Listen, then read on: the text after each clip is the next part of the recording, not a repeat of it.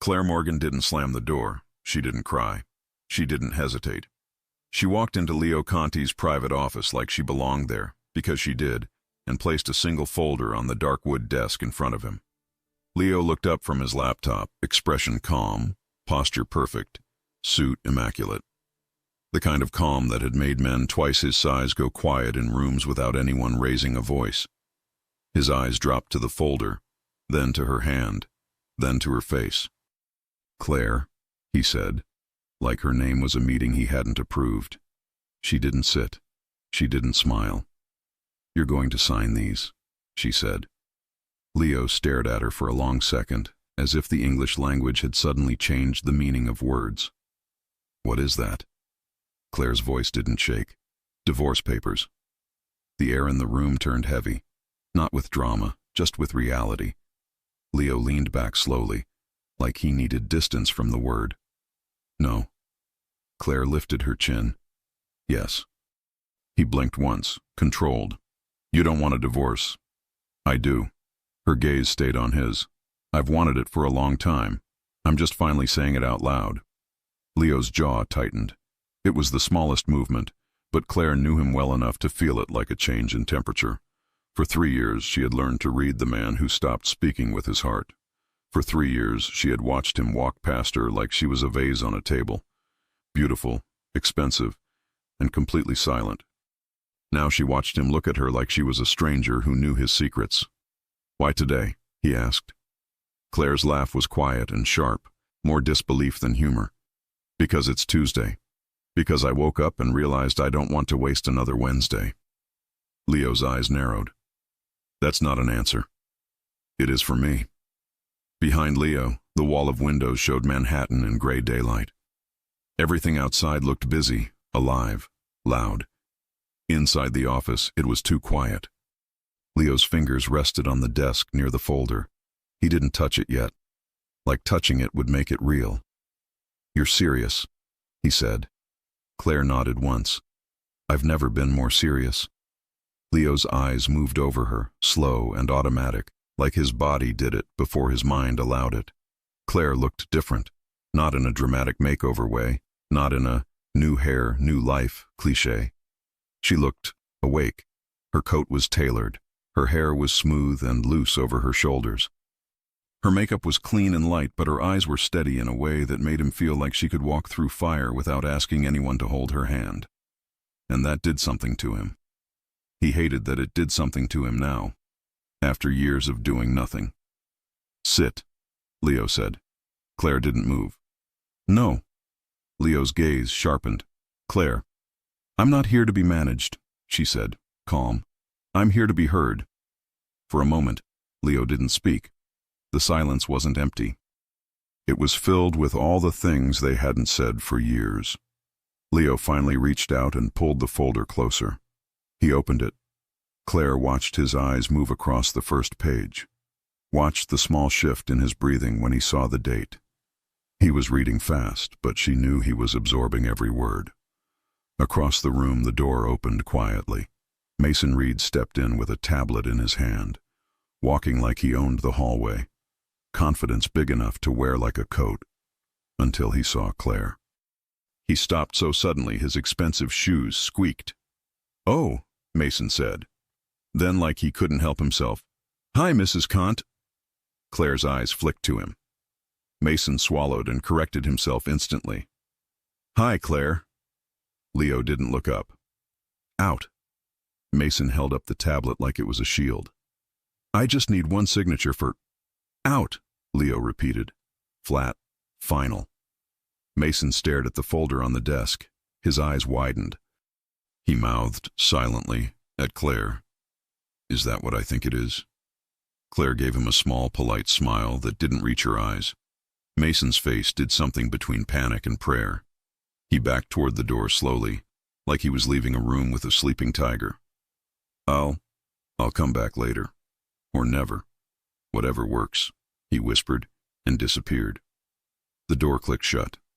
Leo turned a page, then another. Claire stood still, hands relaxed at her sides. Like she wasn't asking the most powerful man she'd ever met to let her go. Leo finished reading and closed the folder. His voice was even. No. Claire's expression didn't change. You already said that. I'm saying it again.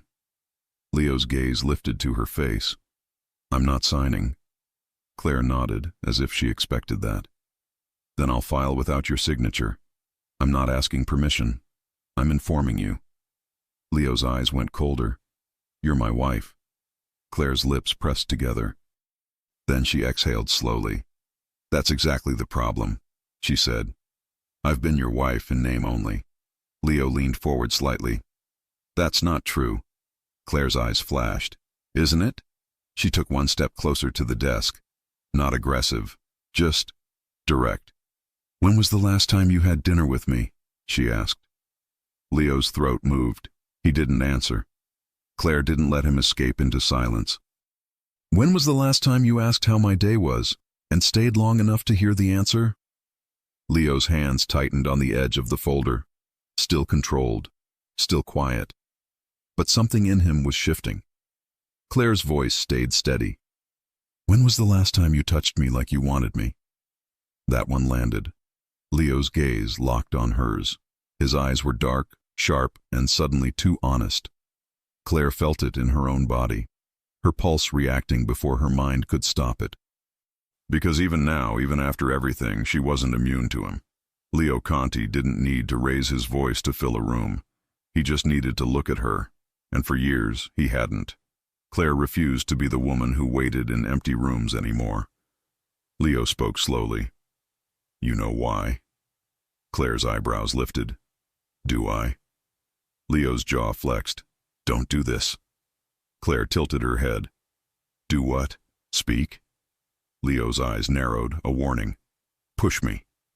Claire's smile was small and bitter. I tried not to push you for 3 years. Look where that got us. Leo stood. The movement was smooth, controlled, but it changed everything. He was tall, broad, close enough now that Claire could smell his cologne, clean, expensive, familiar. He came around the desk, stopping a few feet away. Look at me, he said. Claire already was. But something about the command made her spine straighten, like her body remembered what it used to feel like when he was present, when he was hers. I am looking, she said. Leo's voice dropped. Then you know I never stopped. Don't, Claire cut in, firm. Leo froze, eyes flashing. Don't what? Don't tell me you never stopped caring, she said, calm but sharp. Because I lived in the same house as you. I saw you stop. I felt you stop. I listened to you stop. Leo's hands clenched at his sides. You don't understand. Claire let out a soft breath. You always say that. Like I'm a child. Like I'm too delicate for the truth. Leo stepped closer. Claire didn't step back. For a second, they were close enough that a whisper would have felt like a touch. Leo's gaze lowered to her mouth. Claire felt heat rise in her chest. Annoyance and desire tangled together like they were laughing at her. Leo's voice was low. You were never delicate. Claire's eyes held his. Then why did you treat me like I couldn't handle you? Leo's jaw tightened again. He looked away for half a second, like the answer was on the wall. Then he looked back. Because loving you openly was dangerous. Claire's expression didn't soften. So you loved me quietly? Leo's eyes hardened. I did what I had to do. Claire nodded slowly, absorbing it. Then she said, That's the problem, Leo. You did what you had to do. You never asked what I needed. Silence. Leo's face stayed controlled, but his eyes betrayed him. He looked like a man who'd been punched without anyone raising a fist. Claire stepped back, creating space on purpose. I'm moving out, she said. Leo's head snapped slightly. No. Claire's voice stayed calm. I already did. Leo blinked. What? Claire's lips curved just slightly. Not triumphant, just done. My things are packed, she said. I signed a lease. My address will be on the filing. Leo's voice went quieter. You moved out without telling me. Claire's eyes stayed on his. You weren't listening. I stopped announcing myself to someone who acts like I'm invisible. Leo took a step forward. Claire lifted one hand. Not dramatic, just firm. Don't, she said again. Leo stopped, like her boundary was a wall. Claire's heart thumped hard against her ribs, because she wanted him to cross the room. She wanted him to grab her and say he was sorry and show her he was alive again. But she didn't want it if it was only panic. She wanted real. Leo's voice tightened. Where are you going? Claire's gaze didn't waver. Somewhere I can breathe. Leo's eyes flicked over her again, as if he was seeing the changes he missed, the strength he ignored, the woman he thought would always stay. You can breathe with me, he said. Claire's laugh was quiet, tired. No, Leo. I can survive with you. That's not the same. Leo's expression darkened. You think I wanted it like this? Claire's voice softened by a fraction, but her spine stayed straight. I don't know what you wanted. You never told me. Leo stepped closer again, slower this time, like he was trying not to scare her off. Claire, he said, and her name sounded different now, less like a meeting, more like a confession. Claire looked up at him. His eyes were intense, focused, and suddenly full of something that made her stomach twist. Regret. But regret wasn't enough. Sign the papers, she said. Leo's voice went low. No. Claire's tone stayed calm. Then I file. Leo's eyes flashed. You're not leaving me. Claire's breath caught. Not because she was afraid, but because the words landed in her body like heat. She hated that. She loved that. She refused to let it win. I already left, she said quietly. Leo stared at her for a long second. Then he said, You think I ignored you? Claire didn't answer, because she didn't need to. Leo's voice sharpened. You think I didn't notice you? Claire's eyes narrowed. Did you? Leo took one more step closer until Claire could feel his warmth. His gaze held hers like he was trying to make her believe something without words. I noticed everything, he said. Claire's throat tightened. Then why did you let me feel alone? Leo's jaw flexed again, and for the first time, his control looked like it was cracking. Not into anger, but into something harder. Honesty. He looked at her like he'd been holding a truth in his mouth for years, and it finally tasted too bitter to keep. You want the truth? He asked. Claire didn't blink. Yes. Leo's voice dropped. Then tell me this first. Claire's brows lifted slightly. What? Leo's eyes didn't move from her face. Who told you were alone? He asked. Claire froze. The question didn't make sense at first. Then it did. Because for 3 years she had felt ignored, but there were moments that didn't add up. Missing messages, phone calls that never rang. Notes she swore she left, never acknowledged. Conversations she thought happened somehow. Erased. Claire's mouth parted slightly. Leo watched her reaction with a stillness that felt dangerous, not violent, not loud, but sharp. His voice was quiet. You think I didn't care, he said, but I need you to answer me, Claire. He leaned in just enough that his words brushed her skin. Who made you believe you were alone? He asked, and his eyes went colder in a way Claire had never seen directed at her. Claire's heartbeat turned heavy. Because suddenly, the divorce papers on the desk felt like the smallest part of the story. And Leo Conti was looking at her like he'd just realized their marriage wasn't only breaking, it had been touched by someone else. Leo's phone buzzed on the desk. He didn't look away from Claire. It buzzed again. Claire's eyes flicked to the screen, and her stomach tightened when she saw the name lighting up the display. Victor Hale. Leo's expression didn't change. But his voice went so quiet it felt like a warning meant for someone who wasn't in the room. Don't move, he told Claire. And before she could ask why, Leo reached for the phone, still watching her face like he was afraid the next 5 seconds would change everything. What did Victor Hale know about her marriage, and why was he calling right now? Leo didn't look at the screen again. He already knew that name shouldn't be calling right now. He answered on the first ring, voice flat. Victor. Claire stayed still, but every nerve in her body was awake. Leo had told her not to move, and the way he said it wasn't a threat, it was a signal. Like he was trying to keep her safe from something she couldn't see yet. Victor Hale's voice came through the speaker, smooth and confident. "Boss, I heard you had an unexpected visitor." Leo's eyes stayed on Claire's face. "How did you hear that?" A short pause. "Manhattan has ears." Leo's mouth didn't move into a smile, but something in his gaze sharpened. "My office doesn't." Victor chuckled softly, like this was a normal check-in. "I'm calling to make sure everything's stable." Claire's jaw tightened. Stable, like her marriage was a shipment. Leo's voice dropped a degree colder. "Nothing is stable when you're in my business." Victor didn't sound bothered. "With respect, boss, it's always been my job to—" Leo cut him off, calm and lethal, without raising his tone. "Your job is what I say it is. You'll be here in 30 minutes. Victor hesitated, just enough to be noticed. "Now?" Leo's eyes didn't leave Claire. "Now." The line went silent for a beat, then Victor answered carefully. "As you wish." Leo ended the call and placed the phone face down on the desk. Claire didn't miss the detail. Face down, like he didn't want her seeing anything else.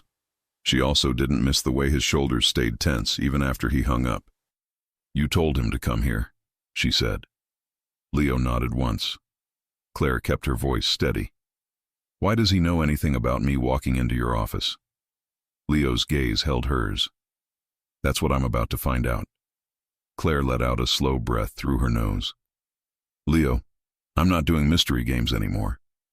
His eyes softened for a second, just a second, then the hard control returned.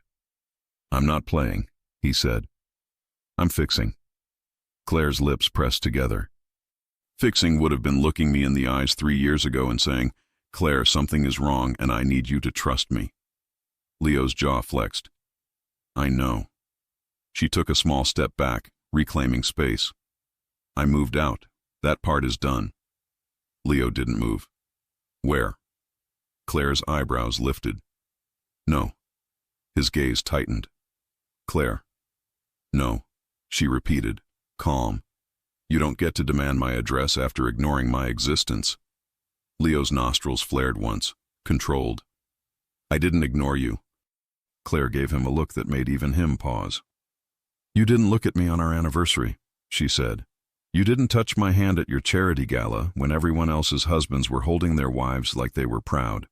You didn't ask where I went when I started spending weekends away." Leo's throat moved. "I noticed." "And you did nothing," Claire said, plain. "That's ignoring, Leo. You can rename it if you want. I'm not." Silence landed between them. Leo's voice finally lowered. "I didn't do nothing." Claire watched him, careful now. She hated that her heart still reacted when his voice sounded like this. Close, honest, rough at the edges. "What did you do?" she asked. Leo didn't answer right away. Instead, he took one slow step toward her and stopped at a respectful distance, like he was forcing himself not to touch her without permission. "Tell me one thing," he said. "Before you moved out, did you ever try to leave?" Claire froze so fast it felt like the air had changed. Leo's eyes narrowed slightly, not angry, focused. "Answer me." Her fingers curled at her sides. "Yes," but admitting it out loud made it real in a way she'd avoided for years. "I tried," she said quietly. Leo's expression didn't change, but his gaze darkened. "When?" Claire swallowed. "A year into all of this. I packed a bag. I called a car." Leo's voice went even lower. "And?" Claire exhaled. "The car never came." Leo's eyes stayed locked on her. "That's not a reason to stay." Claire's mouth turned tight. "I know." Leo took a breath, controlled. "What happened, Claire?" She hated how steady he looked right now, like he could handle any truth. But she was the one who had handled being alone. She lifted her chin. "Someone called me." Leo's eyes sharpened. "A private number," Claire continued. "A man. Calm voice. He said leaving wouldn't go well for me. That it would cause problems for people I cared about." Leo went still. Claire watched the muscles in his jaw shift like he was clenching down on something. "You never told me," he said. I didn't think you'd care, she answered, and then her voice tightened. And if you did care, I didn't think you'd choose me over your world. Leo's eyes held hers, intense and quiet. I always chose you. Claire's laugh came out soft and bitter. You chose silence. Leo didn't argue. That scared her more than anger would have, because he looked like a man realizing he had been blind in his own house. The door to the office opened again, this time without Mason's nervous humor. Victor Hale stepped in, perfectly dressed, polite smile in place, hair neat, posture straight. He looked like the kind of man who would shake your hand and make you think you were safe. Claire's stomach tightened. Victor's eyes flicked to her, then back to Leo. Boss? Leo didn't offer a seat. Close the door. Victor did. Leo's voice stayed calm. How did you know she was here? Victor's smile barely shifted. I didn't. I assumed. Leo's gaze didn't soften. That's a lie. Victor held his hands open slightly, almost friendly. If you want me to say I keep the household informed, I do. It's called security. Claire's head tilted. Security doesn't include my marriage. Victor's eyes moved to her, smooth as glass. Mrs. Conti, not for long, Claire said. Victor's smile tightened by a hair. I'm sorry you feel that way. Leo's tone hardened. Stop talking to her like she's a mood you need to manage. Answer me. Victor's polite expression stayed on, but his eyes went colder. There are people who watch you, boss. If your wife walks into your office out of nowhere with divorce papers, I need to be ahead of it. Leo's jaw flexed. Ahead of it or controlling it? Victor didn't flinch. I've protected you for years. Claire's voice cut in, calm but sharp.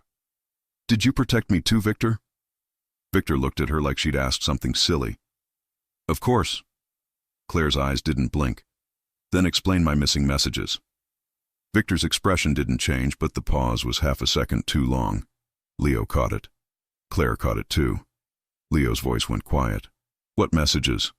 Claire looked at Leo and her chest tightened because this was the first time she'd seen him look genuinely confused, not defensive. Not distant, just not informed. I sent you messages, she said to Leo. So many. For years. Some you never answered, and I told myself you didn't want to. But last night I looked at my phone and I realized something. Leo's gaze stayed on her face. What? My read receipts, Claire said. They didn't show, not once. Leo's eyes went sharp. That's impossible. Claire swallowed. That's what I thought. Leo turned to Victor slowly. Explain. Victor's voice stayed smooth.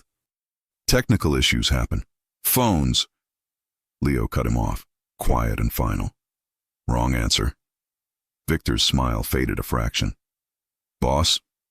Leo stepped closer, not threatening with fists, threatening with certainty. Did you interfere with my wife's messages? Victor held Leo's gaze. I did what I thought was necessary to keep you focused. Claire's blood ran cold. Leo's expression didn't explode. It didn't turn wild. It turned still. That's not your decision, Leo said. Victor's voice stayed controlled. Your marriage was a vulnerability. Claire felt something snap inside her. Not rage, not tears, just clarity. So you decided I could be lonely, she said quietly. Because it was easier for you. Victor didn't look guilty. He looked practical. Lonely is better than endangered. Leo's voice dropped. You threatened her. Victor didn't blink. I protected the structure. Claire's fingers curled. You called me from a private number. Victor's silence was confirmation without words. Leo's eyes went colder than Claire had ever seen. You stood in my home, Leo said, calm as ice. Looked at my wife and chose to scare her. Victor's tone stayed even. I prevented chaos. Leo leaned in slightly, voice quiet enough that it felt private even with Claire there. You created it. Claire's heart pounded, but not from fear of violence. Fear of what this meant. Of how much of her life had been arranged like a schedule she never agreed to. Leo straightened and stepped back, gaze still locked on Victor. "You're done." Victor's expression tightened. "Boss, think." Leo didn't raise his voice. He didn't have to. "You are done." Victor's jaw flexed. "You're making an emotional decision." Leo's eyes flashed. "No, I'm making a clean one." Victor looked at Claire, and for the first time, something like annoyance surfaced. "This is because of her." Leo's voice went dangerous in its calm. "This is because of you." Victor held Leo's gaze for a long second, then nodded once like he was accepting a ruling from a judge he didn't respect. "As you wish," Victor said again, and walked toward the door. Before he opened it, he turned his head slightly. "If she leaves you, boss, don't say I didn't warn you." Leo didn't answer. Victor left. The door closed. Silence returned, but it wasn't the same silence as before. Claire stared at Leo, breathing slow, chest tight. He stood there like a man who had just realized his own home had been compromised by someone he trusted. Claire's voice came out quieter than she intended. "You didn't know." Leo looked at her. "No." Claire's throat burned. "So you really thought—" Leo stepped closer, stopping the moment he saw her stiffen. His voice softened. "I thought you were choosing to be quiet." Claire's eyes shined, but she didn't let a tear fall. "I was choosing to survive." Leo's face shifted, the regret so obvious it made her angry. "Why didn't you come to me?" he asked. Claire gave him a look that said the answer should have been obvious. "Because when I did, you were never there." Leo swallowed. For a second, he looked like he wanted to touch her face. He didn't. "Tell me what you need," he said. Claire's laugh came out small, exhausted. "I needed a husband 3 years ago." Leo's eyes held hers. "You still have one." Claire's voice tightened. "Barely." Leo took a slow breath, then reached into his inner jacket pocket and pulled out something small and simple, a thin envelope. He held it out, not forcing it into her hands. Claire didn't take it yet. "What is that?" Leo's voice stayed calm. "A key." Claire stared. Leo continued, simple words, no speech. "Your apartment. I had Mason find the building from the lease company name. I didn't go inside. I didn't ask your landlord questions. I just made sure I could get to you if you needed me." Claire's eyes narrowed. "You found me." "I didn't send anyone to watch you," Leo said immediately. "I didn't step into your space. I didn't even ride the elevator." Claire held his gaze. "Then why do you have a key?" Leo's voice lowered. "Because I'm done being absent." Claire's breath caught. Her body reacted again, heat sliding through her chest in a way she didn't want to admit. But she didn't soften. "Keys aren't the same as trust," she said. Leo nodded once. "I know." Claire finally reached out and took the envelope. Slow, careful, like she was handling something fragile that could cut her if she held it wrong. Her fingers brushed his. The touch was brief, accidental, and it still sent a jolt through both of them. Leo's eyes dropped to her hand, then lifted back to her face, and his voice went lower. "I missed you." Claire's throat tightened. "You were standing in front of me the whole time." Leo's jaw flexed. "I know." Claire looked away for a second, blinking hard. She didn't want to cry in his office. Not now. Not when she had finally reclaimed control. She turned back. "I'm still filing." Leo didn't argue. He just said, "Then let me earn my way back before the court ends us." Claire stared at him, suspicious. "Earn." Leo nodded. "Not buy. Not control. Earn." Claire exhaled slowly. "And how do you plan to do that, Leo?" His voice stayed steady. "One day at a time. Starting tonight." Claire's eyebrows lifted slightly. "Tonight." Leo reached for his phone, flipped it face up, and held it where she could see it, transparent on purpose. "No private calls," he said. "No filters. No people between us." He tapped the screen, opened his calendar. Mason had filled it with blocks and codes and meetings that looked like a different language. Leo swiped, cleared one. Then another. Then a third. Claire watched, stunned. Leo looked up. Dinner. You choose the place. Claire's chest tightened. Why would I give you dinner? Leo's gaze didn't waver. Because you deserve to look at me across a table and decide if I'm still your husband, or just a mistake you're finally correcting. Claire's mouth parted slightly. The words were simple, but they landed hard because they were honest. She hated that she wanted him right now. She hated that she could still feel his presence like gravity. She forced her voice to stay calm. One dinner doesn't fix 3 years. I know, Leo said. That's why it's only a start.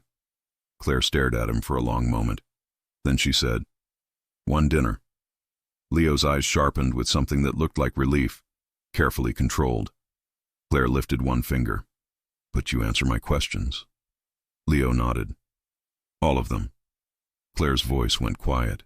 And you don't touch me unless I ask. Leo's jaw flexed, but he nodded again. Understood. Claire turned toward the door, ready to leave before her emotions betrayed her. Leo's phone buzzed in his hand. Claire didn't mean to look, but the screen lit up right in front of her. A message preview flashed across the top. From Victor Hale. She shouldn't be alone. I handled it before. Don't make me handle it again. Claire stopped walking. Her blood turned cold. Leo's eyes lifted to hers at the exact same time, and in that moment Claire realized something terrifyingly simple. Victor Hale wasn't done with her marriage. He was still inside it. And Leo Conti had just shown her his phone, without realizing it would reveal a threat that wasn't supposed to exist. Claire didn't breathe until she was out of the office, standing in the hallway where the air felt less heavy. Leo followed her, close enough to be present, far enough to show he remembered her boundary. He didn't grab her arm. He didn't block her path. He just walked beside her, eyes fixed on the message that still glowed in his mind like a warning he couldn't erase. Claire held the elevator call button down harder than she needed to. Leo watched her finger. You saw it. Claire didn't look at him. You showed it to me. I didn't know he'd be stupid enough to write it, Leo said. The elevator dinged. The doors slid open. Claire stepped in first.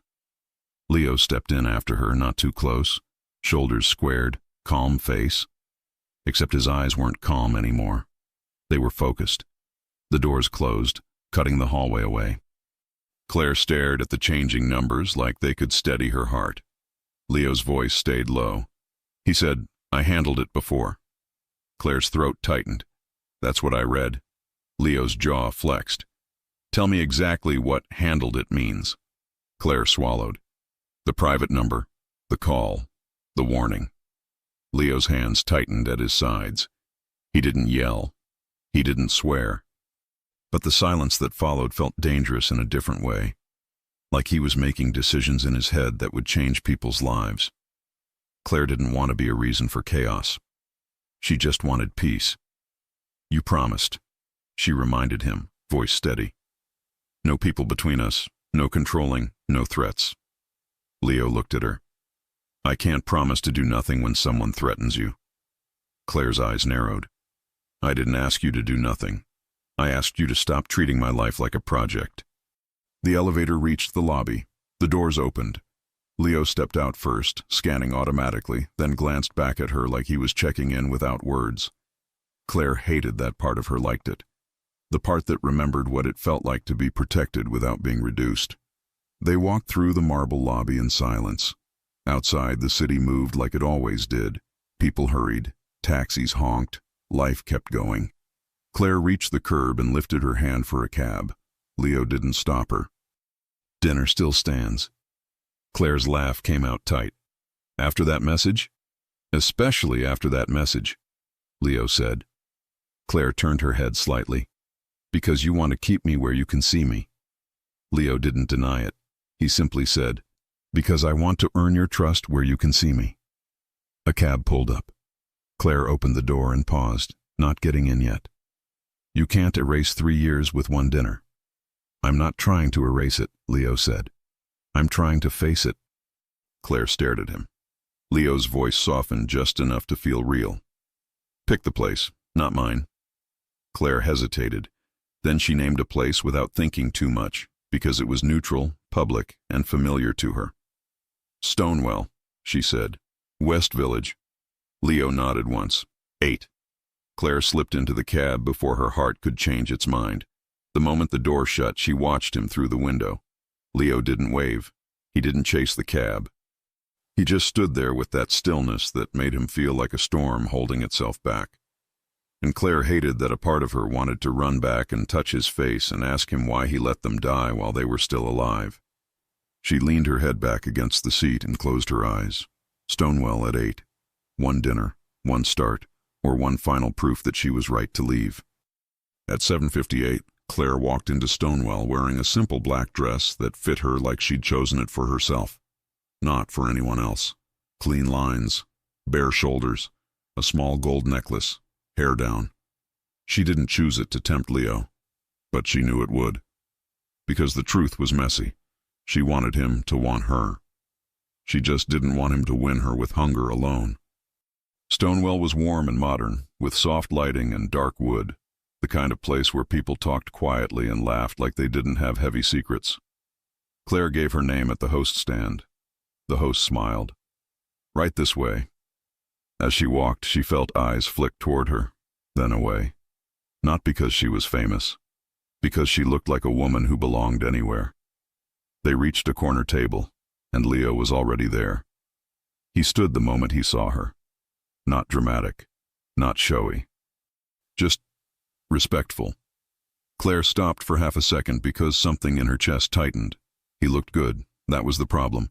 He looked like the man she married. Tailored suit, crisp white shirt, no tie, collar open just enough to feel personal. His hair was neat, his watch caught the light, and his eyes. His eyes locked on her like he'd been starving, and only now realized he'd been the one refusing food. Claire slid into the chair. Leo didn't sit right away. He waited until she settled, then sat across from her. A waiter arrived with water. Leo didn't order for her. He didn't speak for her. Claire noticed every small thing. She hated that she noticed. When the waiter left, Leo's gaze held hers. Thank you for coming. Claire nodded once. It's one dinner. I know, Leo said. I'm not pretending it's more. Claire studied him. Are you going to talk, or are you going to look at me like that until I forget why I'm angry? Leo's mouth almost curved. Almost. I deserve the anger. Claire's eyes narrowed. That's not an answer. Leo leaned back slightly, hands visible on the table. I'm going to talk. Claire lifted her chin. Good. Leo's phone buzzed. Claire's eyes flicked to it before she could stop herself. Leo didn't hide it. He glanced at the screen and slid the phone face down again without replying. Claire's voice went flat. Victor? Leo nodded once. Yes.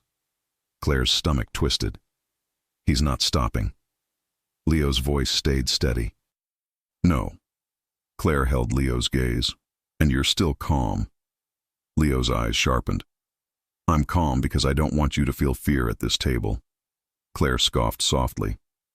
You should have wanted that 3 years ago. Leo's jaw tightened. I did. Claire didn't let him escape into that. Then explain the ignoring. Leo didn't flinch. He didn't deny it. He simply said, I handled it wrong. Claire blinked. The directness caught her off guard. Leo continued, voice low and controlled. I thought distance would keep you safe. Claire's brows lifted. Distance from your own wife? Leo's gaze didn't waver. From attention, from leverage, from people who watched me. Claire's laugh was sharp. People watched you anyway. Leo nodded once. Yes. Then what did it accomplish? Claire asked. Leo's eyes held hers. It made you lonely. It broke us. It gave Victor space to do things I didn't know he was doing. Claire's throat tightened at the way he said her loneliness out loud, like it mattered. The waiter returned to take their order. Claire ordered a simple dish. Leo ordered after her. No changes, no special treatment. When the waiter left, Claire leaned forward slightly. Tell me about the messages. Leo's gaze sharpened. Mason spent all afternoon digging into it. Claire's eyes narrowed. Digging how? Leo adjusted, careful. He checked records from my side. He checked my phone history. He found gaps. Not mistakes. Gaps. Claire's chest tightened. Leo continued. Messages that should have come through didn't. Calls that should have shown up didn't. Claire's fingers curled lightly around her water glass. So you didn't just ignore them?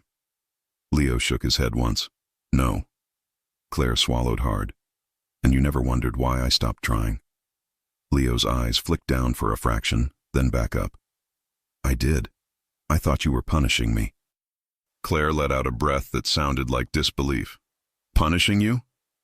Leo nodded. I thought you were saying, fine. If you're distant, I'll be distant too. Claire's voice tightened. I was begging you. Even when I stopped texting, I was begging you with silence. Leo's expression shifted. Regret, sharp and real. I know. Claire stared at him, and for a second, the anger wobbled. Not because it disappeared, because she saw what she'd wanted to see for years. A man actually listening. Where was that version of you? She asked quietly. Leo's voice went lower. Buried under stupid decisions and the wrong advisor. Claire's eyes narrowed. So Victor is the villain and you're the victim. Leo's gaze stayed steady. I'm not a victim. I'm responsible. I let him close. I trusted him. I didn't check him. I didn't protect you from him. That's on me. Claire's throat tightened again. Leo watched her, and the way he watched felt different from before. Not controlling, not cold. Like he was trying to understand her instead of managing her. Claire forced herself to stay firm. You can admit guilt and still not be my husband. I know, Leo said.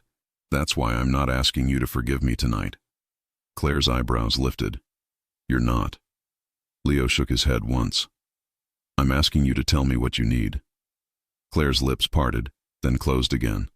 The honest answer came too fast. I need you to want me, and choose me, and hold me like you're proud. But she didn't say that. She said something safer. I need truth, she said. All of it. Leo nodded. You'll have it. Claire's eyes narrowed. Starting with why Victor is so obsessed with my marriage. Leo's gaze turned hard. Because you're my weak spot. Claire scoffed. You didn't act like it. Leo's voice went quiet. That was the lie I sold to the world. Claire stared at him. He didn't dress it up. He didn't make it pretty. I convinced everyone you didn't matter, Leo said, and the words sounded like they hurt him to say. Including you. Claire's chest tightened so hard she almost couldn't breathe. The waiter arrived with food, breaking the intensity. Claire stared at her plate like it could anchor her. Leo didn't push. He started eating like a normal person, not like a man negotiating a treaty. Claire ate too, and it felt strange, sitting across from him like this, like they were just a couple on a date. Like they hadn't been ghosts in a mansion. Halfway through dinner, Claire's phone buzzed. She glanced down. A text from an unknown number. Enjoying your dinner? He still won't save you. He never did. Claire's fingers went cold. Her gaze flicked up to Leo. Leo saw her face change immediately. He didn't ask what was wrong like someone clueless. He asked like someone present. Show me, he said. Claire hesitated. She didn't want to hand him her phone. She'd spent years feeling like she had to protect her own space. But she also didn't want to be alone in this again. She slid the phone across the table. Leo read the message. His expression went still. Then he lifted his eyes to hers. He's in the room. Claire's stomach dropped. What? Leo didn't look around wildly. He kept his face calm, voice low. Victor doesn't text like that. This is someone else. Someone who thinks they're clever. Someone close enough to know you're here. Claire's breathing turned shallow. How would they know? Leo's eyes sharpened. Because someone watched you leave my building, or someone watched me come here, or someone is watching right now. Claire's fingers gripped her napkin. Leo. Leo lifted a hand slightly, not to stop her, to steady her. No panic, he said. Look at me. Claire looked at him. His voice went softer. You're safe. She didn't fully believe it, but her body reacted to his steadiness anyway. Leo picked up his phone and typed one message, quick and simple. Then he placed it back down. Claire swallowed. "Who did you text?" Leo didn't hide it. "Mason." Claire's eyebrows lifted. "Your assistant?" Leo's mouth almost curved. "He's annoying, but he's loyal, and he listens." Claire's lips pressed together, despite herself. "What did you tell him?" Leo's gaze stayed on her. "To come here, and to bring two people I trust who can blend in. No drama." Claire's breath caught. "So now you're surrounding me." Leo shook his head once. "No. I'm keeping threats away from your table." Claire stared at him. His tone didn't beg. It didn't command. It offered. "You can leave," Leo said. "Right now. I won't stop you." Claire's throat tightened. "And if I leave, he wins." Leo's eyes held hers. "If you leave, you choose your peace. That's not losing." Claire swallowed hard. Then she did something that surprised even her. She stayed. Leo didn't touch her. But the way he looked at her, like he saw her strength, like he respected it, made something warm flicker in her chest. Minutes later, a man walked past their table, slowed slightly, and glanced at Claire's phone on the table. Leo noticed. Claire noticed Leo notice. Leo didn't move. He didn't react. The man kept walking. Then Mason Reed appeared near the bar, wearing a casual jacket like he was just another guy meeting friends after work. Mason spotted Leo, then Claire, then did a small face like he was trying not to faint. He walked up and leaned slightly toward Leo. Mason spoke quietly, but his expression was loud. "This is not in my job description." Leo spoke without looking away from Claire. "Did you find him?" Mason nodded. "Two options. One, the creepy guy in the gray sweater who keeps looking at her phone like it owes him money." Claire's eyes widened a fraction. Mason continued. "Two, the woman at the corner bar who pretends she's scrolling but hasn't taken a sip of her drink in 10 minutes. I tested it. I coughed near her." Claire blinked. "You coughed?" Mason gave her a serious nod. "It's a technique." Leo's mouth twitched. "Which one is texting?" Mason lifted his hand slightly. "The gray sweater. He's holding a second phone under the table like he thinks no one can see it." Claire's stomach dropped. Leo didn't stand. He didn't cause a scene. He simply looked at Claire and asked, "Do you want to leave or do you want to watch me handle this clean?" Claire swallowed. Her pulse thumped hard. She wanted to run, but she also wanted for once to see Leo show up in real time. "Clean," she said. Leo nodded. He raised his hand slightly. One of Mason's blending people, just a normal-looking man in a sweater, walked past the gray sweater guy, dropped something near his feet, and apologized as he bent down. In that moment, the normal-looking man glanced at the phone in the gray sweater guy's hand. Then he kept walking. No drama. No yelling. Leo leaned in slightly, voice soft to Claire. "Now we know his face." Claire's breath was tight. "What now?" Leo's eyes held hers. "Now we find out who sent him." Claire stared at Leo across the table, food forgotten, heart pounding. She expected him to look angry. Instead, he looked determined. And somehow, that was worse. Because it meant he wasn't going to let this go. Not this time. Claire's phone buzzed again. Another unknown text came in, short and sharp. "If you want the truth about why he ignored you, meet me alone tomorrow." Claire's hand shook as she stared at the words. Leo's gaze dropped to the screen.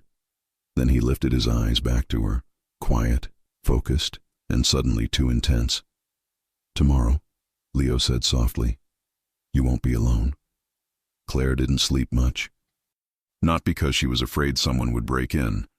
Not because she thought she'd see shadows in the hallway. Because her mind wouldn't stop replaying one line. "Meet me alone tomorrow." She hated how that single word, alone, still pressed on her like a bruise. In the morning, she stood in her apartment kitchen, barefoot on cool tile, coffee in her hands, staring at nothing. Her apartment was beautiful and quiet, modern, clean, hers.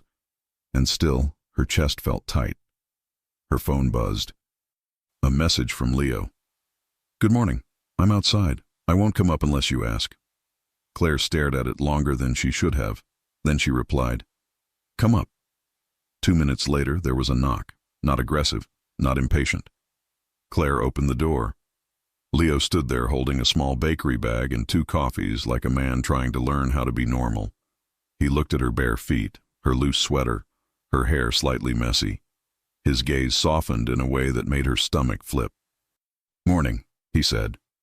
Claire stepped aside. You're early. Leo walked in slowly, eyes scanning like habit, then stopping himself. He exhaled once like he remembered. This was her space now. I brought breakfast, he said, holding the bag out. I asked Mason what you like. Claire's eyebrows lifted, and he knew. Leo's mouth twitched. He made a spreadsheet. Claire blinked. A what? Leo corrected instantly. A list. He made a list. Claire's laugh surprised her. It was small but real. Leo watched her laugh like it mattered more than any business deal he'd ever closed. Claire took the bag. What did he pick? Leo's tone went dry. Everything. Claire peeked inside and found 2 things she hadn't had in years because no one remembered she loved them. Cinnamon twists and small lemon pastries. Her throat tightened. Leo didn't gloat. He didn't act proud. He just said quietly, I should have remembered myself. Claire swallowed. Yes. Leo's gaze held hers. I'm trying to be the man who remembers. Claire turned away before her face could betray her. They ate at her kitchen island, the morning light soft across the counter. Leo didn't talk too much. He didn't fill the silence with speeches. He asked simple questions. How did you sleep? What do you have today? Do you feel safe here? Claire answered carefully. Then she asked, Do you think I should meet whoever texted me? Leo's jaw tightened. No. Claire's eyes narrowed. That wasn't my question. Leo exhaled. I think they want to separate you from me so they can control the story. Claire's voice stayed calm. And if they're telling the truth? Leo's gaze sharpened. If there's truth, you'll get it without walking into a trap alone. Claire held his gaze. So you'll come? Leo nodded once. If you want me there. Claire's pulse jumped at the way he said it. Not as a demand, as a choice. Claire looked down at her coffee. I don't want your men there. Leo's tone stayed steady. Then there won't be a crowd. Just me and Mason, somewhere far enough that he can't interrupt with coughing techniques. Claire snorted softly. Leo watched her, and his voice lowered. Claire. She looked up. Leo's eyes held hers with a seriousness that made her stomach twist. I'm sorry. Claire's throat tightened. You already said you handled it wrong. Leo nodded.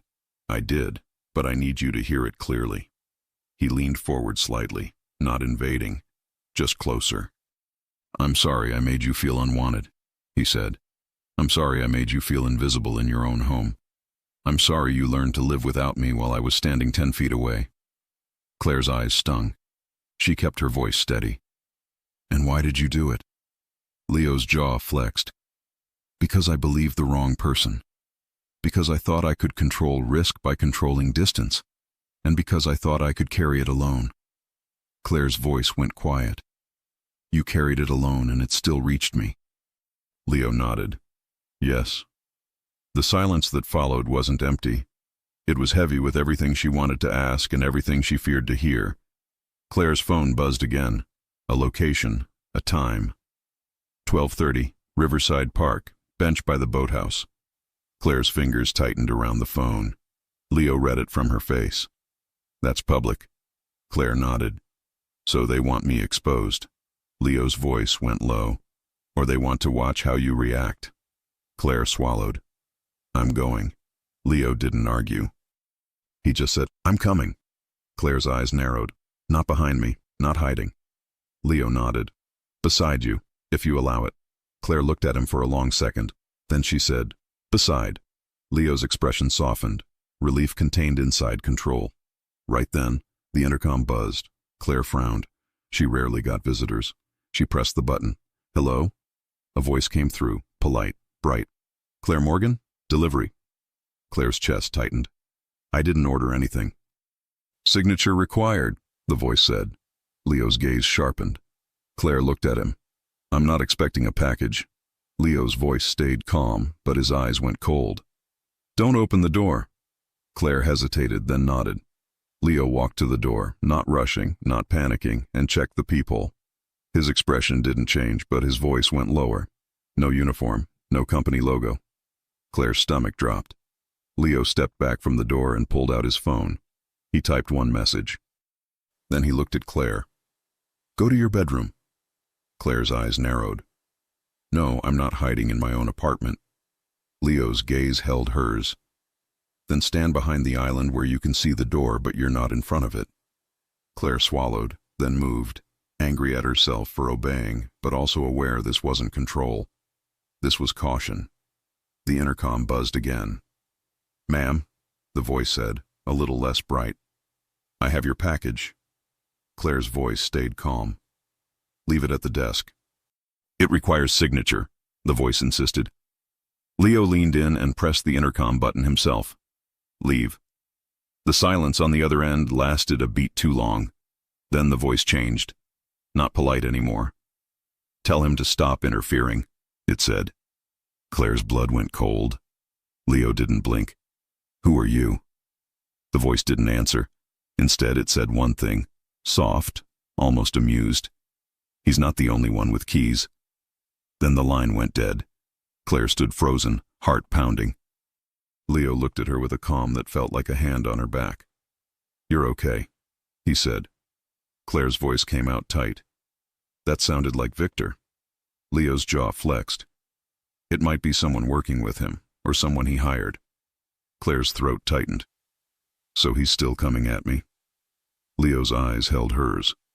Not without me in front of it now. Claire wanted to say she didn't need him. But her body betrayed her. Because in that moment, hearing him say now made something inside her loosen. Not fully, but enough to feel dangerous. At 12:30, they walked through Riverside Park side by side. Leo didn't hold her hand. He didn't touch her waist.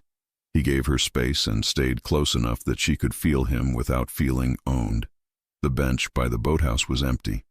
Claire's heart hammered. Leo leaned slightly toward her. If this feels wrong, we leave. Claire's jaw set. I want answers. They waited. 2 minutes.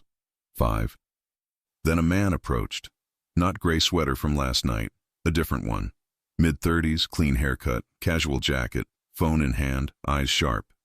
He stopped a few feet away and looked at Leo with a small, arrogant smile. You weren't invited, the man said. Claire's chest tightened. Leo's voice stayed calm. She's not alone anymore. The man's gaze shifted to Claire, then back to Leo. That's adorable. Claire forced her voice to stay steady. Who are you? The man held up his phone. Someone who can tell you the truth. Leo's gaze turned hard. Talk. The man smirked. Not here. Too many ears. Claire's jaw tightened. You picked the location. The man shrugged. Plans change. Claire's pulse hammered. Say it. The man's eyes flicked to Leo again. He ignored you because he thought you betrayed him. Claire froze. Leo didn't move. The man continued, enjoying the tension. 3 years ago, information leaked. Something private. Something that hit a rival and cost him money. The story told was simple. His wife was close enough to hear things, close enough to share. Claire's breath turned shallow. That's a lie. The man's smile widened. Is it? Claire turned to Leo, searching his face. Leo's eyes didn't flinch, but the stillness told her enough. It wasn't the truth, but it was a story someone had fed him. Claire's voice went tight. Did you believe that? Leo's jaw flexed. I didn't want to.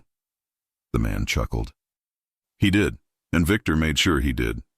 Claire's stomach twisted. Victor did this. The man nodded. Victor gave him proof. A recording, a message trail, something that looked real. Claire's chest burned. Why didn't you ask me? Leo's voice went low. I should have. The man stepped closer, eyes on Claire now. You want to know the worst part? Claire's fingers curled. Say it. The man smiled like he was proud of his poison. Victor didn't just block messages. He built a story that made you look like a threat in Leo's world. That way, he could keep Leo cold and keep you quiet. Claire's throat tightened. Leo's eyes went colder than she'd ever seen. Who are you? The man's smile faded. Doesn't matter. Leo's voice stayed quiet. It does. The man shrugged. Call me a messenger. Claire's voice shook slightly, and she hated it. If Victor made me look guilty, why would he do that?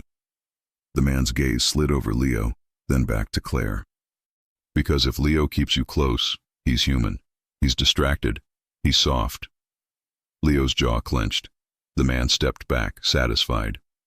You wanted truth. That's the truth. If you stay in a story Victor wrote. If you leave with your dignity. Claire's pulse pounded.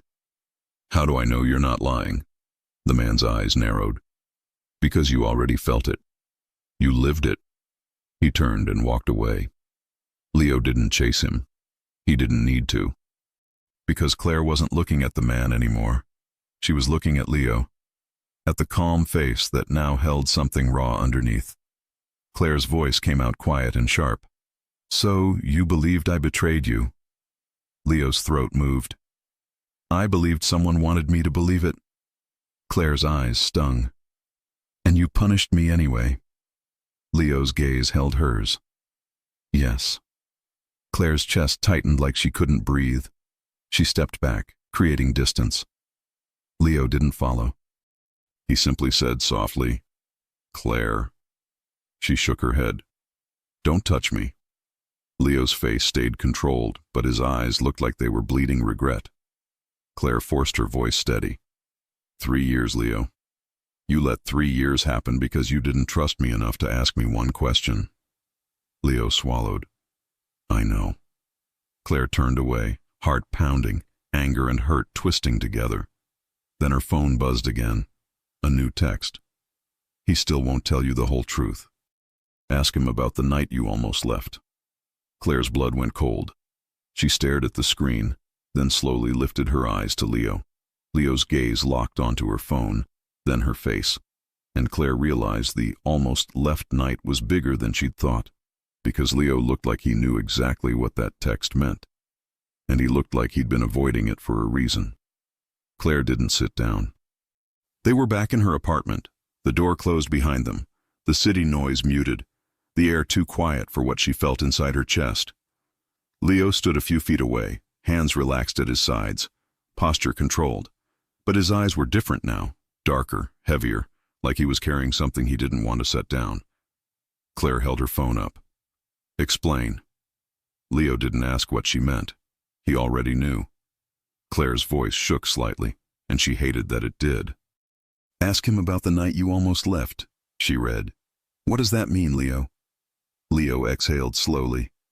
It means I knew. Claire froze. You knew. Leo nodded once. Claire's throat tightened. You knew I packed a bag. Yes. Claire's voice went sharp. And you still did nothing. Leo's jaw flexed. I did something. Claire's eyes narrowed. What? Leo's gaze held hers, and his voice lowered like he was stepping into a truth he'd avoided. I stopped you. Claire went still. Her stomach turned. Stop me how? She asked. Leo didn't move closer.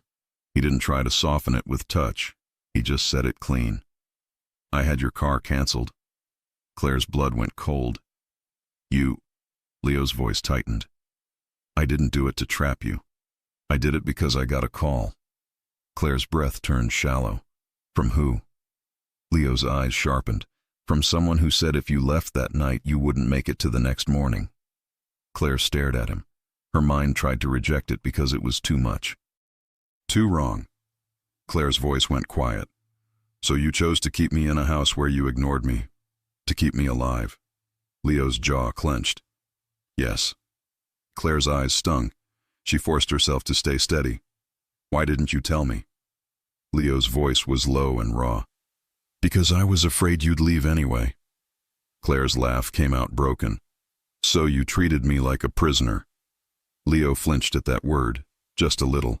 I treated you like a secret I didn't want anyone to touch. Claire shook her head. That's still not love. Leo's gaze held hers. No, it was fear.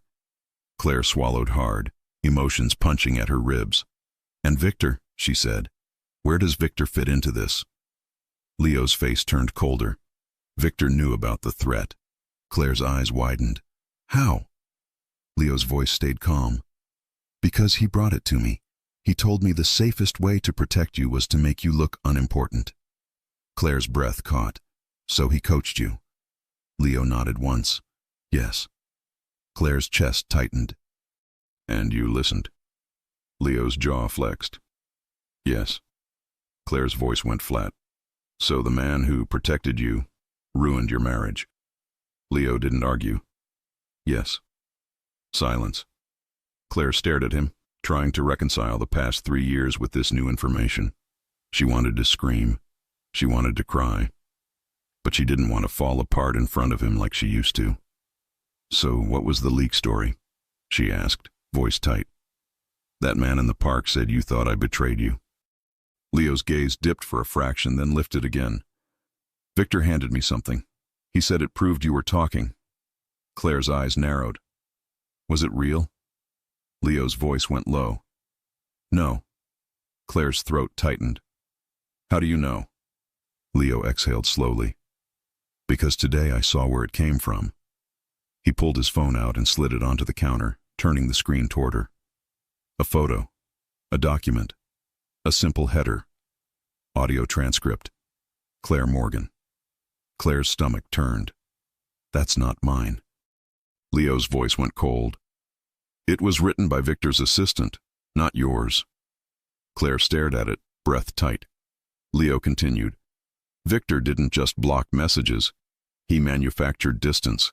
He manufactured suspicion. He manufactured a reason for me to be cold, so I'd accept being cold as necessary. Claire's voice went quiet. And the threat, the one that night, was it real? Leo's jaw flexed. I thought it was. Claire's eyes narrowed.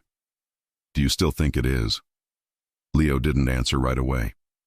Then he said carefully, I think Victor made sure I believed it was. Claire's blood ran cold. So my entire marriage, Claire said slowly, was managed by Victor Hale. Leo's voice was quiet. Yes? Claire's chest tightened like she couldn't breathe. Then anger surged back, clean and sharp. And you, she said, eyes locked on Leo. Let him. Leo didn't deny it. Yes. Claire stared at him. His honesty didn't erase the pain, but it made it harder to hate him. Because hate required the other person to not care. Leo cared now. Claire's voice went quieter. So, what do you want? Leo's gaze held hers. You. Claire's throat tightened.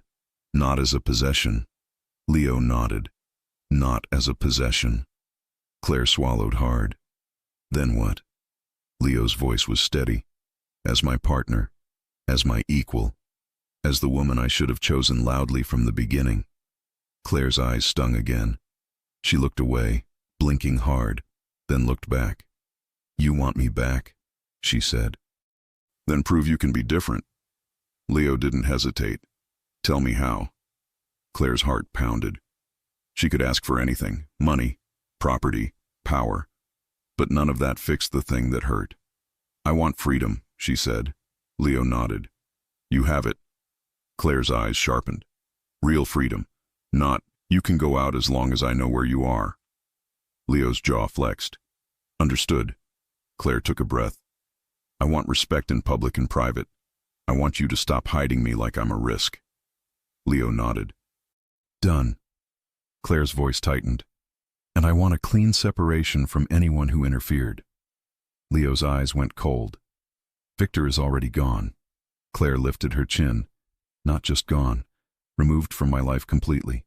No calls. No messages. No people showing up at my door pretending to deliver packages. Leo's gaze sharpened. I'll handle it. Claire's eyes narrowed. Handle it how? Leo didn't dodge. with legal papers, not fear, restraining orders, reports, clean steps. Claire exhaled, surprised. Leo continued, "And if you want, I'll sit with you in front of an attorney and you can write every boundary into a document that protects you." Claire stared at him. That sounded like something a husband should have offered years ago, not a boss. "Okay," Claire said, voice quiet. Leo's eyes held hers. "Okay." Claire's heart hammered. "But that's not all." Leo waited. Claire's voice turned steadier. "You ignored me for 3 years. You don't get intimacy from me because you're suddenly sorry." Leo's jaw flexed, but he nodded. "I understand." Claire swallowed. "If we restart, it's slow, with honesty, with time, with you showing up." Leo's voice went low. "I will." Claire stared at him, then said the hardest part. "And if you can't," she said, "then you sign the divorce without making it a war." Leo's gaze held hers. "I won't make it a war." Claire's chest tightened. "Then here's my condition." Leo didn't blink. "Name it." Claire took a breath. "Tomorrow we go to the lawyer. Together. You sign a separation agreement that guarantees my independence and my safety, whether we reconcile or not." Leo nodded once. "Yes." Claire's heart pounded harder. "And then, you tell everyone who matters that you were wrong to sideline me, that you're fixing it, out loud." Leo's eyes sharpened. "Public." Claire nodded. "Public." Leo exhaled slowly. "Okay." Claire's throat tightened. "If you do that, I will pause the divorce filing." Leo's gaze held hers like she'd just handed him oxygen. Then his phone buzzed. Claire flinched automatically. Leo picked it up, read it, and his face went still. He turned the screen toward Claire. A message from an unknown number. Same style, same tone. "Nice conditions. Too bad you won't get to keep them. Check your mailbox." Claire's stomach dropped. Leo's voice went low. "Don't move." Claire's eyes narrowed. "I'm not hiding." Leo's gaze held hers. "Then we do it together." They walked into the hallway. Claire's mailbox was slightly open. That wasn't normal. Her heart pounded as she pulled it open fully. Inside was a single envelope. No stamp. No name.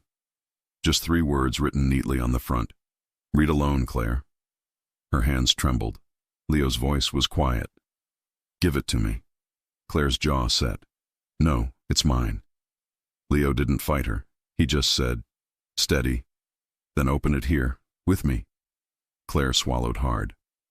She tore it open. Inside was one photograph. A photo of her taken this morning in her kitchen, barefoot, holding coffee, looking at her phone. Claire's blood turned cold, because the angle was wrong, too close, too intimate. Someone had been near enough to see inside her home. At the bottom of the photo, a message was printed in clean letters. "You can't pause what's already in motion." Claire didn't let the photo fall. She held it like it weighed 1,000 pounds, staring at her own image in her own kitchen the moment she thought she was alone. Her voice came out tight. "How?"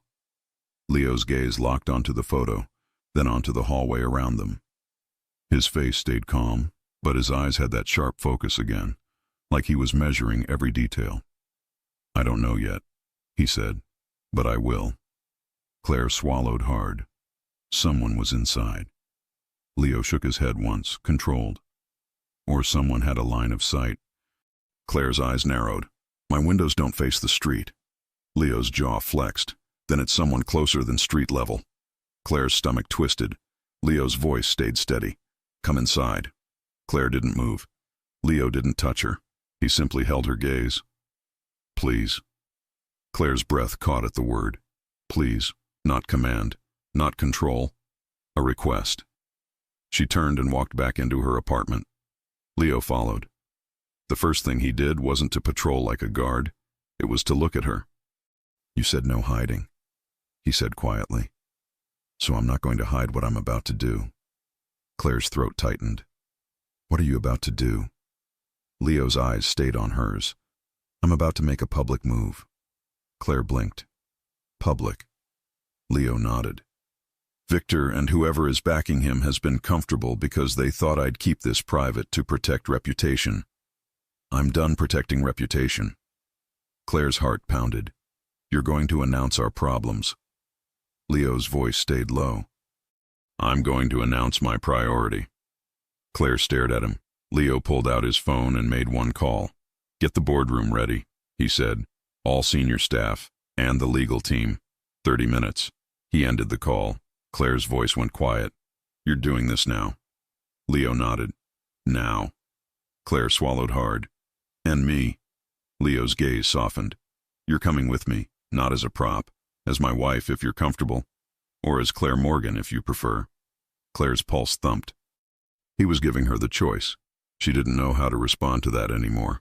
I'm not dressing up for your meeting, she said, trying to keep her voice firm. Leo's mouth twitched slightly. Good. Show up as yourself. Claire stared at him.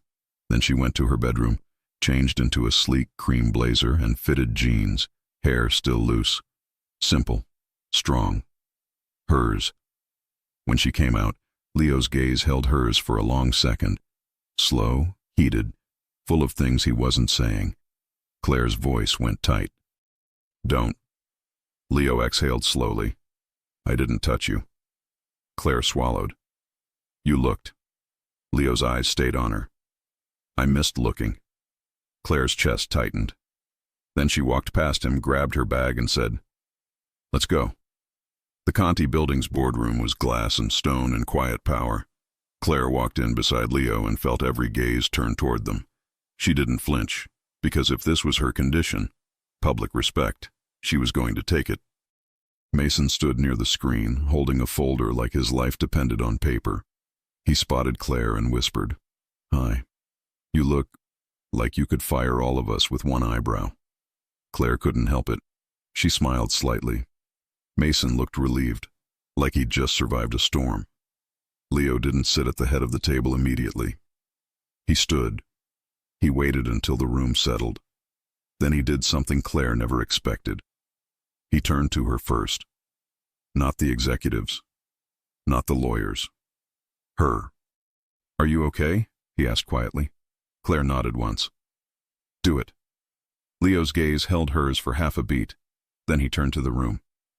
My wife has been targeted, Leo said, voice calm and clear. The room went still. Mason blinked like he forgot to breathe. Leo continued. There have been threats. Interference.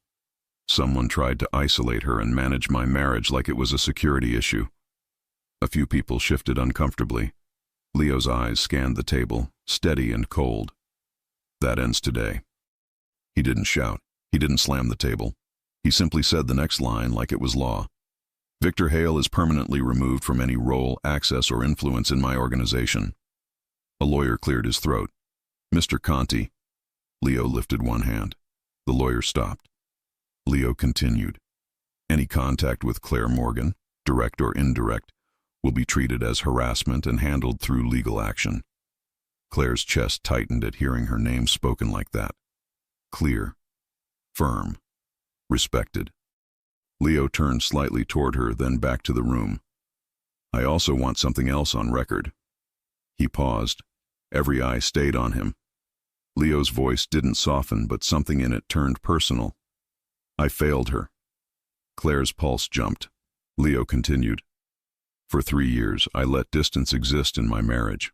Some of it was fear, some of it was pride. All of it was wrong. The room was silent. Leo said plainly, Claire isn't a liability. She's my wife. She's my partner. And if anyone in this room thinks her voice doesn't matter, you can leave now. No one moved. Mason, however, looked like he might cry. Leo nodded once. Good. He gestured to the legal team. Present the documents. A lawyer slid papers forward. Restraining orders, filings, clean steps. Not drama, not threats. Rules. Leo turned to Claire. This is the part where you decide. Claire stared at the papers, her condition, her independence, her safety, written down. She took the pen and signed the first page with a steady hand. Not because she was surrendering, because she was claiming something she should have had all along. Leo signed after her. Then he looked at the room again. That's it, he said. Meeting over. People stood quietly, as if they'd just witnessed something rare. Leo Conti choosing love over image. As the room emptied, Mason lingered. He stepped closer to Claire, voice low. "I just want you to know, I'm sorry." Claire blinked. "You didn't do it." Mason's face twisted. "I didn't stop it either. And I saw how quiet the house got." Claire swallowed hard. Mason looked at Leo and then back at Claire. "Also, for the record, I'm terrified of you in the best way." Claire let out a short laugh despite herself. Leo's gaze flicked to Mason. "Go." Mason nodded quickly and walked out like the floor was lava. Claire stood there with Leo in the now empty boardroom. Glass walls, city outside, quiet inside. Leo turned to her slowly. "I did what you asked." Claire's chest tightened. "You did." Leo's voice lowered. "Does that pause the divorce?" Claire didn't answer right away, because her mind was at war with her body. Her body wanted him, close, warm, safe. Her mind wanted proof that it would last. She finally said, "It pauses it." Leo exhaled, a small release he didn't try to hide. "Thank you." Claire's eyebrows lifted. "Don't thank me. You earned one step." Leo nodded once. One step. They stood in silence for a beat. Then Leo's voice dropped. "Come home." Claire's chest tightened. "Home is my apartment now." Leo's gaze held hers. "Then let me come to your home." Claire swallowed. Her heart pounded. She didn't say yes right away. She simply said, "No touching unless I ask." Leo's jaw flexed. Understood. They drove to her apartment in quiet. Not cold quiet, careful quiet. In her living room, Claire set her bag down. Leo stood near the doorway, like he didn't want to take space he hadn't earned. Claire looked at him. He looked back. For a second, neither spoke. Then Claire said, "Sit." Leo sat on the edge of the sofa like he didn't know what to do with comfort anymore. Claire walked to the kitchen, poured 2 glasses of water, hands slightly unsteady. When she came back, Leo's gaze followed her, slow, heated, full of restraint. Claire handed him a glass. Their fingers brushed. Leo's breath caught. Claire felt it. She set her glass down and sat on the other end of the couch, leaving space between them. Leo didn't close it. Claire's voice went quiet. 3 years is a long time. Leo nodded once. "I know." Claire swallowed. "I still feel things." Leo's gaze held hers, intense. "So do I." Claire's pulse jumped. She forced herself to stay steady. "Feelings aren't enough." Leo's voice stayed low. "No." Claire stared at him, then asked the question that scared her. "Do you want me?"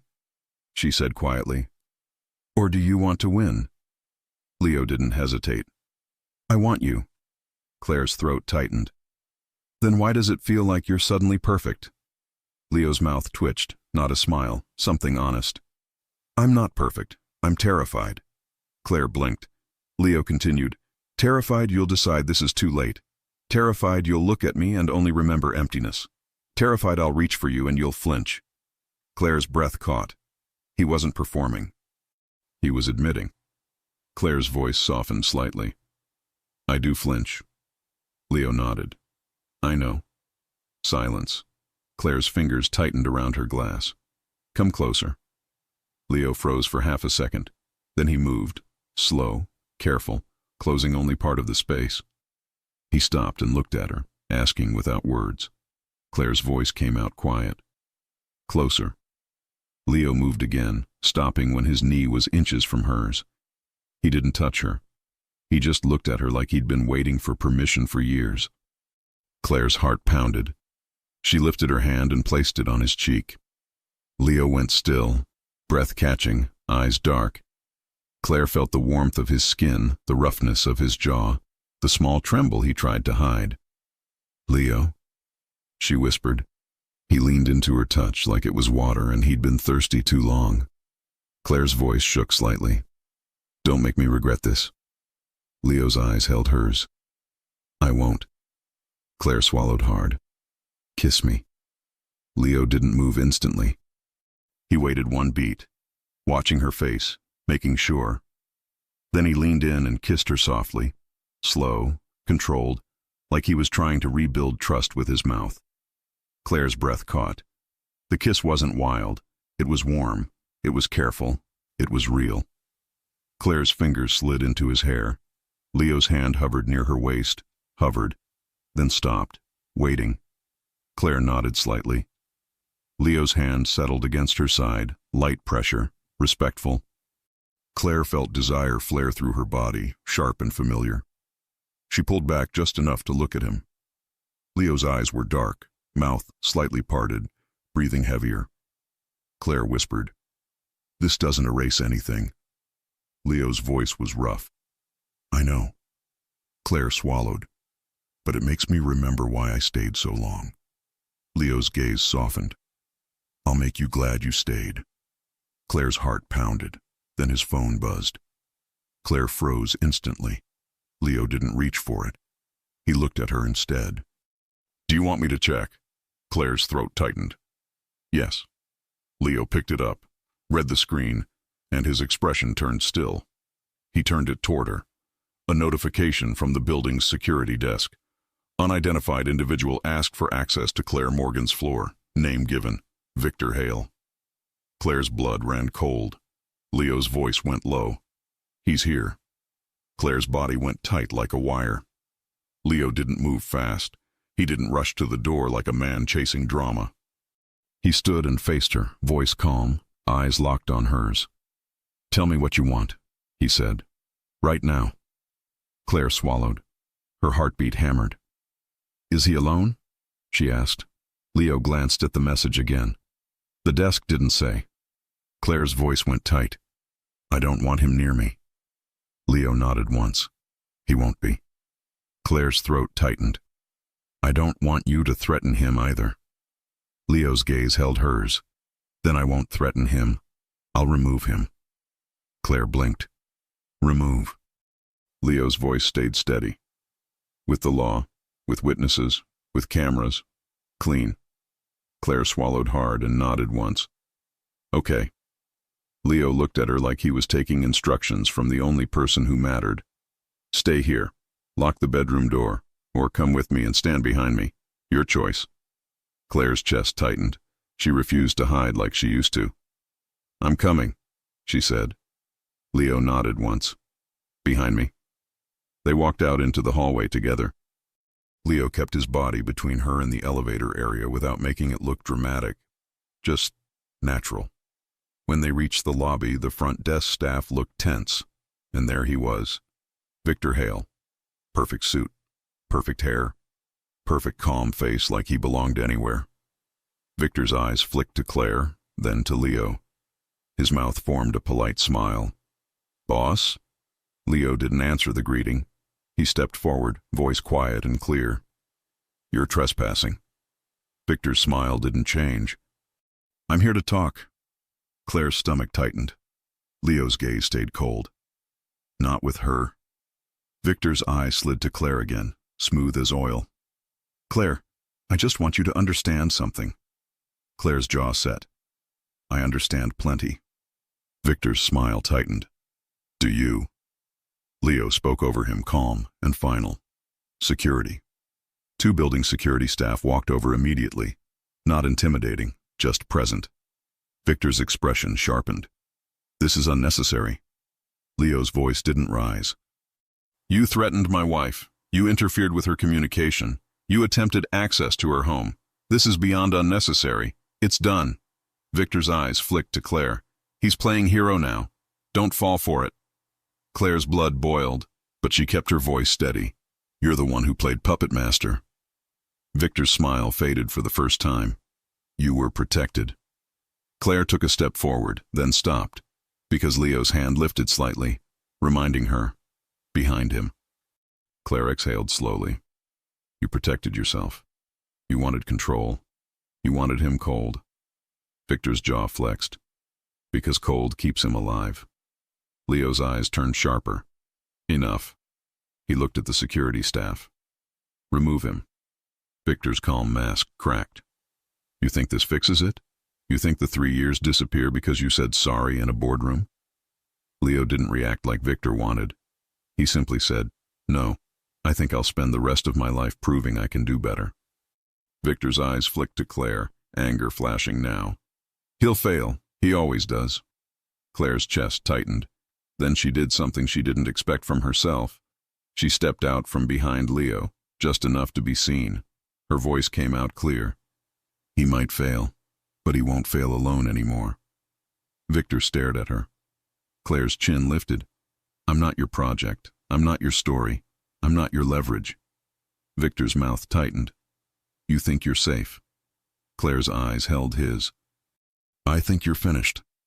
Security guided Victor toward the door. Victor didn't fight them physically. He fought with words, with looks, with poison. As he passed Leo, he leaned slightly, voice low. "You'll regret choosing her," Victor murmured. Leo didn't blink. "I regret not choosing her sooner." Victor's eyes narrowed. Then he was gone, the glass doors closing behind him like a clean cut. Claire stood in the lobby, heart pounding, hands trembling slightly. Leo turned to her immediately. Not to celebrate, not to claim victory, to check on her. "Are you okay?" he asked, voice quiet. Claire nodded, swallowing hard. "I think so." Leo's gaze softened. "Do you want to go upstairs?" Claire's chest tightened. "Yes." They rode the elevator in silence. Not cold, just full. In her apartment, Claire locked the door behind them. Then she leaned back against it, breathing out like she'd been holding her breath for years. Leo stood a few feet away, waiting. Claire looked at him. His suit jacket was still perfect, but his eyes weren't. They were honest, tired, regretful, devoted. Claire's voice came out quiet. "I'm shaking." Leo nodded once. "I know." Claire swallowed. "Come here." Leo froze for half a second like he couldn't believe he'd heard it. Then he walked to her slowly. Claire lifted her arms. Leo stepped in and wrapped her gently, careful at first, then tighter when she leaned into him. Claire pressed her face into his chest, breathing him in. Warm fabric. Clean cologne, familiar heartbeat. Leo's hand slid up her back, slow and soothing. "I've got you," he murmured. Claire's throat tightened. "You didn't for 3 years." Leo's voice went rough. "I know." Claire pulled back just enough to look at him. "So prove it now." Leo's eyes held hers. "How?" Claire swallowed hard. "Be here. Tonight. Tomorrow. When it's boring. When it's hard. When there's nothing dramatic happening." Leo nodded once. "I will." Claire's voice softened. "And don't punish me for being strong." Leo's gaze sharpened, sincere. "I love that you're strong." Claire's breath caught, because that was what she needed to hear. Not that he needed her, that he respected her. Claire's fingers slid to his collar, tugging him closer. Leo didn't rush. He waited. Claire whispered, "Kiss me again." Leo kissed her like he'd learned something in the last few days, something he should have known years ago. Slow, warm, patient. Claire melted into it, and the desire she'd tried to bury came back like it had never left. Leo's hand slid to her waist, gentle pressure, pulling her closer without forcing anything. Claire's body responded instantly. She pulled back slightly, breath shaky. "No more disappearing." Leo's voice was low. "Never again." Claire swallowed. "Then come with me." She took his hand and led him toward the bedroom. Leo followed, eyes dark, breathing heavier, but still controlled, still respectful. Inside, the room was simple, clean, quiet. Claire turned to him, heart pounding. "Lights." Leo reached back and turned the lamp on. Soft light, warm and calm. Claire stepped closer, fingers tracing his jaw. "You look older." Leo's mouth twitched faintly. "So do you." Claire's eyebrows lifted. "I do?" Leo's gaze moved over her slowly, openly. "You look like a woman who stopped waiting." Claire's chest tightened. "I did." Leo's voice went rough. "I hate that I caused it." Claire's fingers tightened on his shirt. Then fix what you can. Leo nodded once. Tell me what you want. Claire didn't play games. I want you, she said, voice quiet. I want you to be my husband again, but I want it on my terms too. Leo's eyes held hers. Name them. Claire took a breath. No secrecy, no silent punishments, no letting other people touch our marriage. Leo nodded. Yes. Claire's voice softened slightly. And when you're afraid, you say it. You don't freeze me out. Leo swallowed. Yes. Claire stared at him. Do you promise? Leo's voice was steady. I promise. Claire's throat tightened. Then she kissed him again. Deeper this time, her hands sliding under his jacket, feeling warmth and strength under the fabric. Leo's arms wrapped around her, pulling her close, his mouth moving with hers like he'd been holding back too long. Claire felt his restraint break into tenderness, not into control. He kissed her neck, slow, making her gasp softly, and she pressed her hands into his shoulders like she needed the anchor. Leo's voice was rough near her ear. Tell me if you want me to stop. Claire's breath came out shaky. Don't stop. Leo's hands moved gently, always checking, always waiting for her response. Claire let herself feel it, the heat, the closeness, the way her body remembered him even when her heart tried to protect itself. They moved together toward the bed, shedding layers slowly, like they were rebuilding a trust brick by brick. When Leo finally lay beside her, he didn't take. He held her, skin against skin, warm and steady, kissing her forehead, her cheek, her mouth, like he was making a quiet vow with every touch. Claire closed her eyes and let herself breathe. For the first time in a long time, she didn't feel alone. Later, when the room was still and her heart had slowed, Claire lay against Leo's chest, listening to his breathing. Leo's fingers traced slow lines on her arm, calming, present. Claire's voice came out soft. Tomorrow. Leo's gaze dropped to her face. The lawyer. Claire nodded. The agreement. Leo's voice was steady. We'll do it. Claire swallowed. And the divorce filing. Leo didn't flinch. If you still want it after we sign your protection and independence, I'll sign. Claire stared at him. He meant it. Her chest tightened. She whispered, I don't know what I want yet. Leo kissed her hair gently. Then we take it one day at a time. Claire's throat tightened. You really mean that? Leo's voice went low. Claire, I don't want you trapped. I want you choosing. Claire closed her eyes. Choosing. That word felt like air. The next morning, they sat in a bright law office with clean windows and neutral furniture. Claire signed the agreement first. Independence, privacy, boundaries, safety. Leo signed without hesitation. The attorney cleared his throat. And regarding the divorce filing, Claire's phone buzzed. She glanced down. An email notification from an unknown address. Subject line, 3 years of truth. Her chest tightened. She opened it. Attached were images, screenshots of messages she'd sent Leo for years, but underneath each one was a stamp. Blocked.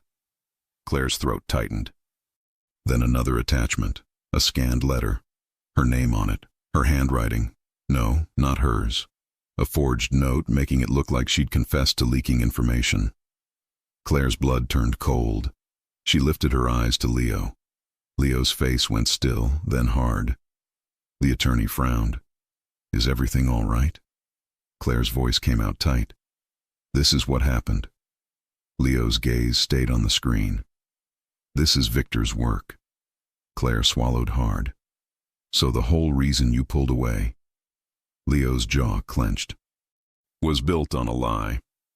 Claire's hands shook slightly. Then the attorney spoke carefully. Do you want to proceed with filing today, Ms. Morgan? Claire stared at the papers in front of her.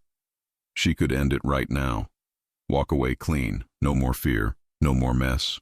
But then she looked at Leo, not the boss, the man who had stood in a boardroom and admitted he failed her, the man who had asked permission to kiss her, the man who signed her freedom before asking for her love. Claire's voice came out quiet. No. The attorney blinked. No? Claire shook her head slowly, breath trembling. Not today. Leo's eyes locked on hers, careful, not hopeful in a way that pressured her, just present. Claire swallowed. I'm not saying never, I'm saying I'm giving us time. Leo's throat moved. Thank you. Claire's eyes stung. Don't waste it. Leo's voice was steady. I won't. Claire exhaled slowly and looked back at the attorney. We paused the filing. The attorney nodded. Understood. Claire stood, legs slightly shaky. Leo stood too. As they walked out, Mason called Leo's phone. Leo answered, eyes still on Claire. Talk. Mason sounded out of breath. We found the guy from Riverside Park. He's cooperating. He admitted Victor paid him to lure her alone. Claire's stomach turned. Leo's voice stayed calm. Good. Send it to legal. Mason exhaled. Also, small update. Victor is trying to leave the country. Claire's heart pounded. Leo's eyes went cold. He won't. He ended the call and looked at Claire. Claire's voice came out quiet. Is this going to get worse? Leo stepped closer, not touching, just close enough that she could feel him. His voice was steady. No, because I'm not hiding anymore. Claire swallowed hard, then she nodded once. Okay. Leo's eyes softened. Okay. 6 months later, Claire stood in the Conti mansion's kitchen in bare feet again, by choice this time, not because she was waiting for a life to happen. The house wasn't silent anymore. It smelled like coffee and warm pastries, and something simple that felt like home. Leo walked in wearing a plain sweater and jeans, hair slightly messy, holding a small paper bag. Claire lifted an eyebrow. What's that? Leo's mouth curved into a real smile. I remembered. He pulled out cinnamon twists and lemon pastries. Claire's throat tightened. He stepped closer and kissed her cheek. Soft, familiar, easy. Claire leaned into him. You're learning. Leo wrapped an arm around her waist, gentle and warm. I'm practicing. Claire turned her head slightly. Practicing what? Leo looked at her like the answer was obvious now. Being the man who chooses you out loud, he said. Claire's eyes softened. She slid her hand into his and squeezed once. Good, she said, because I'm choosing you too. Leo's gaze held hers, steady and full. Then his phone buzzed on the counter. Leo didn't reach for it immediately. He looked at Claire first. Do you want me to check? Claire smiled slightly. After breakfast. Leo's mouth curved. After breakfast. And as he pulled her closer, Claire realized the best part wasn't that he regretted losing her. It was that he finally understood how to keep her, without ever taking her freedom again. But when the phone buzzed a second time, and the name on the screen flashed, unknown number, Claire's smile faded just slightly. Because even in a happy ending, life always tried to test what you'd rebuilt. And this time, Claire and Leo would face it together.